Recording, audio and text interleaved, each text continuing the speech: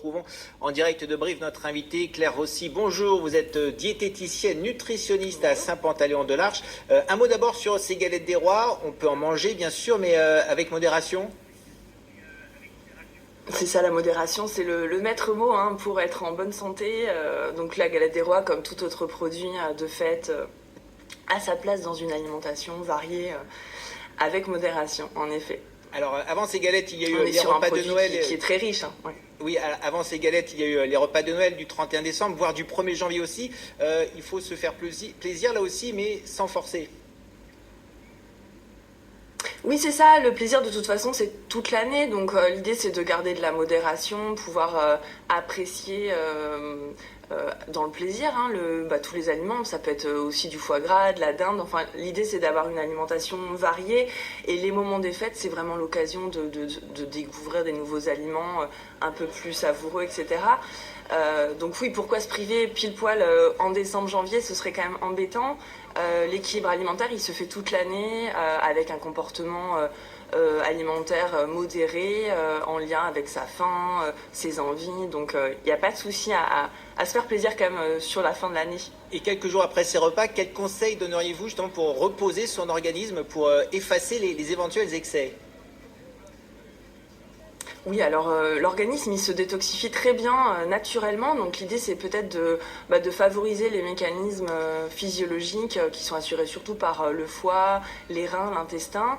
Alors comment soutenir ces organes? Ça va être une alimentation à base de fruits et légumes, des céréales plutôt complètes pour les fibres, des protéines plutôt maigres. Alors on peut aller sur la volaille, le poisson, les œufs, de temps en temps de la viande rouge si on apprécie, et puis les protéines végétales bien sûr, que sont les lentilles et les légumes secs.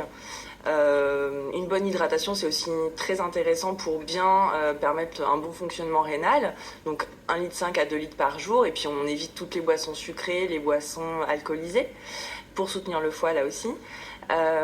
Et puis au niveau intestinal, ça va être une alimentation suffisamment riche en fibres, puisque le microbiote, hein, qui est donc la flore intestinale, a besoin de fibres pour être bien équilibré. Donc des fruits et légumes, des céréales complètes, régulièrement tout au long de la journée, c'est vraiment l'idéal. Alors un mot, vous en parliez justement, se déroule au mois de janvier le Dry January, une opération en janvier qui consiste à ne pas boire d'alcool. Qu'est-ce que vous en pensez en tant que nutritionniste ?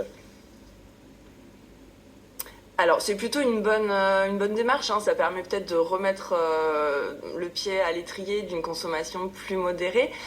Moi ce que je crains un peu dans les challenges comme ça, sans sucre, sans alcool, c'est qu'on se donne beaucoup sur une période limitée. Et puis qu'est-ce qui va se passer après au final? Est-ce qu'il n'y a pas un risque d'effet rebond de s'être privé à fond et totalement sur un mois, hein, c'est le principe du Dry January, mais et de reprendre peut-être un peu plus fort dès début février. Par contre, c'est une bonne idée de réduire l'alcool, peut-être se rendre compte qu'on arrive à apprécier des repas sans alcool, qu'au final on digère mieux, on se sent mieux. Merci beaucoup Claire aussi. Donc je rappelle que vous êtes diététicienne nutritionniste à Saint-Pantaléon-de-l'Arche. Merci beaucoup. Avec